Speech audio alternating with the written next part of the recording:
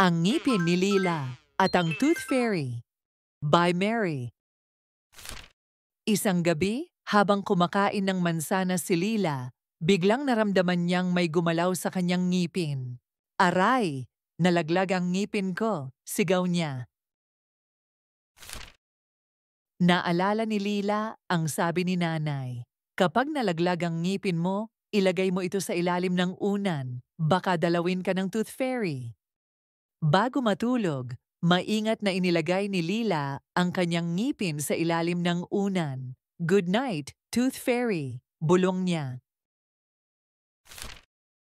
Sa kalagitnaan ng gabi, lumipad mula sa bintana ang isang maliit na nilalang na may kumikislap na pakpak, si Tara, ang Tooth Fairy.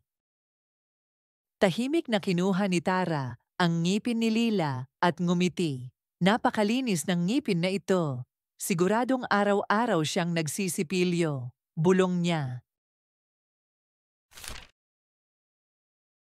Iniwan ni Tara ang isang maliit na barya at isang liham para kay Lila.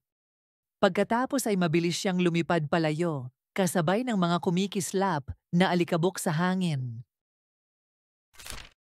Kinabukasan, nagising si Lila at nakita ang kumikislap na barya. Totoo pala ang Tooth Fairy, tuwang-tuwa niyang sabi. Habang kumakain ng almusal, ay masayang ikinuwento ni Lila sa kanyang magulang ang nangyari. Mula noon, araw-araw nang nagsisipilyo si Lila tuwing umaga at gabi. Alam niya na kapag bumalik si Tara, gusto niyang ipakita na malinis pa rin ang kanyang ngipin. Salamat Tooth Fairy, sabi niya habang kumikislap ang kanyang ngiti.